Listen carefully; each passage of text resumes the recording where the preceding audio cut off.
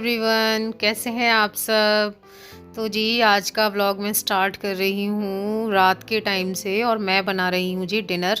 तो डिनर में मैं बना रही हूँ कढ़ी। वैसे तो कढ़ी बनाने का सबका अपना अपना तरीका होता है, बट मैं आपको बता देती हूँ कि मैंने तेल में जो है ना जीरा डाला था और थोड़े से मतलब कुछ दाने जो है ना मैं मेथी के डालती हूँ, ज़्यादा नहीं डालती हूँ। और इतना डालने के बाद में मैंने जो बेसन और छाछ का घोल बना के रखते हैं ना वो डाल दिया था। और उसके बाद में मैंने इसके अंदर मसाले, हल्दी और मिर्ची, धनिया नहीं डालती हूँ कढ़ी में, हल्दी मिर्ची डाल दी। और उसके बाद में मैंने इसको हल्का सा चलाया और अब मैंने इसे यहाँ पर छोड़ दिया है। हमने अक्सर अपने से बड़े लोगों से कहते सुना है कि कढ़ी फट जाती है, कढ़ी फट जाती है अगर उसे रेगुलर नहीं चलाया जाए। बट मैं जब कढ़ी बनाती हूँ तो मेरा खुद का ये एक्सपेरिमेंट है, मैंने खुद ने ये चीज़ रियलाइज़ की है कि आप कढ़ी में नमक मत डालिए और आप उसे ना मतलब थोड़ी थोड़ी देर पे हिलाते रहिए, मतलब लगभग 1-1.5 मिनट से ना आप उसे हिलाते रहिए तो आपकी कढ़ी नहीं फटेगी। उसे रेगुलर हिलाने की ज़रूरत नहीं होती है, ऐसा मैंने फ़ील किया है। तो जी आप भी लोग भी ट्राई कीजिएगा और फिर बताइएगा। तो कढ़ी को मैंने यहाँ पर देख सकते हैं आप चढ़ा दिया है और इसके साथ ही साथ मैं चढ़ा रही हूँ यहाँ पे चावल। अभी तक कढ़ी में खदका नहीं आया है, कढ़ी सिर्फ बन रही है। तो देखो अभी जैसे मैंने चावल डाले तो इस टाइम पे भी मैंने कढ़ी को एक बार चला दिया। तो इस तरीके से ना आपको 1-1 2-2 मिनट के गैप से इसे चलाते रहना है, पर रेगुलर करने की ज़रूरत नहीं है। रेगुलर चलाने की वजह से क्या होता है, एक लंबा टाइम आपका ना उसी में लगा रहता है, फिर आप कोई दूसरा काम नहीं कर सकते। लेकिन अगर आप थोड़ी थोड़ी देर पर हिलाएंगे तो आप एक के साथ में दूसरा काम भी कर सकते हैं। तो जी यहाँ पर आप देख सकते हैं कि अब मेरी कढ़ी में जो है ना खदका आ गया है, उबाल आ गया है, जो भी आपके यहाँ बोलते हो। तो इस टाइम पे मैंने क्या किया है कि मैं ना आज पालक वाली कढ़ी बना रही हूँ, तो मैंने पालक को जो है ना काट के और धो के अच्छे तरीके से पानी में भिगो के रख दिया था। और अब मैं इसमें ना पालक एक साथ नहीं डालूंगी। एक साथ पालक डालने से क्या होता है कि कढ़ी का टेम्परेचर एकदम डाउन हो जाता है और फिर से खदका आने का वेट करना पड़ता है। तो मैं क्या करती हूँ, देखो इस तरीके से ये थोड़े थोड़े पालक डालती हूँ और इसे हिलाती चली जाती हूँ। इससे क्या होता है कि कढ़ी का जो टेम्परेचर है वो मैनेज बना रहता है। जिस टाइम आप पालक डालें ना उस टाइम पे गैस की फ्लेम थोड़ी सी तेज़ कर दें, ताकि जो है ना अच्छे तरीके से इसमें गर्माहट बनी रहे। तो इस टाइम पे आप देख सकते हैं कि मैंने जो है ना यहाँ पे सारा पालक डाल दिया है। लेकिन आप थोड़ा सा नीचे की बैकग्राउंड में अगर कढ़ाई में ना नीचे की तरफ देखेंगे तो खदका बिल्कुल रेगुलर इसके अंदर बना हुआ है। तो इस तरीके से पकाकर मैंने कढ़ी को कर लिया था तैयार। और उसके बाद जी मैं लगी थी रोटी सेकने के लिए। कुछ 4-6 रोटियां जो है मैंने बनाई थी। अच्छा लगता है ना, एक तरीके से पूरा खाना हो जाता है कढ़ी चावल रोटी का। तो यहाँ पर मैं आप लोगों के साथ में एक और चीज़ शेयर कर देती हूँ जब तक ये रोटियाँ बन रही हैं, कि कढ़ी में ना लोग अलग अलग तरीके से तड़का लगाते हैं, बट मैं उस तरीके से नहीं लगाती हूँ। मैं क्या करती हूँ, एक पैन में थोड़ा सा घी डालती हूँ और जब वो घी गर्म हो जाता है तो मैं उसके अंदर हींग जीरा डाल के गैस की फ्लेम को ऑफ़ कर देती हूँ। जब गैस की फ्लेम को मैं ऑफ़ कर देती हूँ उसके बाद में मैं उसमें आधा चम्मच लाल मिर्च डालती हूँ। और जब वो भी घी के साथ में अच्छे से मिल जाती है तो मैं उसमें 2 से 3 चम्मच क्या करती हूँ, पानी ऐड करती हूँ और उसे ढक के रख देती हूँ। और उसके बाद में क्या करना होता है कि जब आप गरम गरम कढ़ी को सर्व करें ना, उस टाइम पे आप उस तड़के को उस कढ़ी के ऊपर जो है ना फैलाकर और उसे सर्व कीजिए। खाने वाला उसे मिलाएगा और फिर खा लेगा। तो जी ये है खाना वगैरह खाने के बाद का टाइम, जब मैं इत्मीनान से आकर बैठ गई थी। पूरा किचन वगैरह का काम सब कंप्लीट करने के बाद में दूध जमाना वगैरह सब चीज़ें हो चुकी थी। तो जी जो मेरे पतिदेव हैं ना वो अपना कुछ काम कर रहे थे बाहर हॉल में बैठ के, और आदि जो है ना वो अपनी पढ़ाई कर रहा था। तो मैंने सोचा कि भाई फिर मैं क्या करूं, तो मैंने सोचा कि भाई अपने टाइम को जो यूटिलाइज़ कर लेते हैं।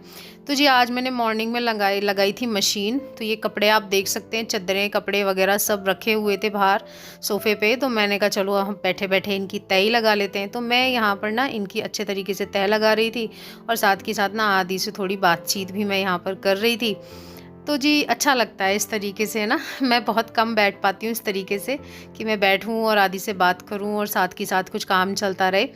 बट हाँ कभी कभी हो जाता है। तो जी कपड़ों की तय वगैरह लगाने के बाद में हम सो गए थे। और उसके बाद में जी ये है नेक्स्ट डे की मॉर्निंग। और ये भी काफ़ी लेट की मॉर्निंग है क्योंकि इससे पहले के सारे काम हो चुके थे। आदि स्कूल जा चुका था, झाड़ू पोछा नहाना धोना सब काम हो चुके हैं। क्योंकि मैं कर रही हूँ कान्हा जी की पूजा, इट मीन्स मेरे पहले के जो काम है वो सब कंप्लीट हो गए हैं।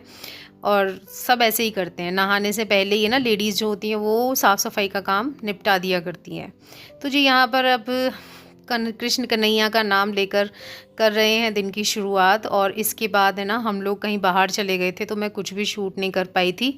और ये है शाम का टाइम जब यहाँ पर ना वीडियो की एडिटिंग होने के बाद में सेविंग हो रही है। और ये मेरे हस्बैंड का जो चैनल है ना उसके लिए जो वीडियो बनाई है ना उसकी सेविंग हो रही है। तो गुरुवार को उनकी वीडियो आएगी, आप देखना मत भूलिएगा। तो अभी हो चुकी है शाम, वो भी अगले दिन की।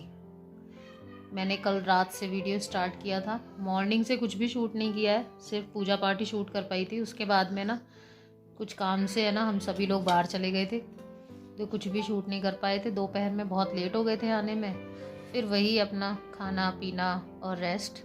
अभी हम पी रहे हैं शाम की चाय, दोनों हस्बैंड वाइफ बैठ के। और हमारे आदि को ना चोट लग गई, उसके पैर में उसकी उंगली जो है ना वो टेबल में भिड़ गई। और टेबल में उंगली भिड़ना ना सबसे, हाँ सोफे में से, सोफ़ा या टेबल में उंगली भिड़ना बहुत ही गंदा वाला काम होता है। उसको दर्द हो रहा था तो अभी है ना, अभी उसके नो वेदना वगैरह लगाई है उसके पापा ने, दर्द थोड़ा ज़्यादा हो रहा था इसलिए। बाकी यही है, थोड़ा लाल भी हो गई है उंगली, बट हाँ ठीक है, सही हो जाएगी। हम तो यही सोचेंगे कि सही हो जाए हम क्यों सोचें कि कुछ बड़ा हो, पर हाँ सही हो जाएगी। तो जी चलिए आप लोग भी पी लीजिए गर्मा गर्म चाय, आइए पीते हैं और देखते हैं फिर शाम में क्या करते हैं। वीडियो बहुत ज़्यादा लंबी नहीं बनाएंगे, थोड़ा शॉर्ट में ही निपटाएंगे क्योंकि कल से चल रही है। तो चलिए मिलते हैं आपसे थोड़ी देर में। हाँ जी डियर फ्रेंड्स, तो अभी हम लोग ना मंदिर जाने के लिए निकल आए हैं, मैं और मेरे पतिदेव। मंगलवार है और मंगलवार को जो है ना ये हनुमान जी के मंदिर जाया करते हैं, मंगलवार या शनिवार, हफ्ते में एक दिन, जो भी इनसे मैनेज हो जाता है इनके काम की वजह से। तो यहाँ ये जाया करते हैं, तो कभी कभी मैं भी चली जाती हूँ, मेरा भी मन करता है कभी कभी इनके साथ जाने का, तो मैंने कभी चलते हैं। तो हम दोनों जा रहे हैं जी मंदिर, और थोड़ा बहुत जो भी दर्शन करेंगे वो आप लोगों को भी करवाएंगे। और फिर जो है ना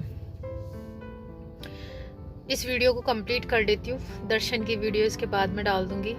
तो बस इसी तरीके से जो दिन है वो निकला है, जैसा कि मैंने आप लोगों के साथ में शेयर किया कल रात से लेके अब तक का। तो जी अब करते हैं आप लोगों को टाटा बाय बाय। अगर आपको आज के व्लॉग में कुछ भी अच्छा लगा हो ना तो वीडियो को एक लाइक दे दीजिएगा, अपने फ्रेंड्स एंड फैमिली के साथ शेयर कर दीजिएगा, और मेरे चैनल को सब्सक्राइब करना बिल्कुल भी मत भूलिएगा। सब्सक्राइब कीजिए फ्रेंड्स, बहुत इंपॉर्टेंट होता है। एक एक सब्सक्राइबर, एक एक लाइक, एक एक व्यूज़ और एक एक कमेंट, सब चीज़ें बहुत इंपॉर्टेंस रखती हैं हमारे लिए, बहुत इंपॉर्टेंट है। तो चलिए फिर से मिलूंगी आप लोगों से एक और इंटरेस्टिंग व्लॉग के साथ में, तब तक के लिए बाय बाय।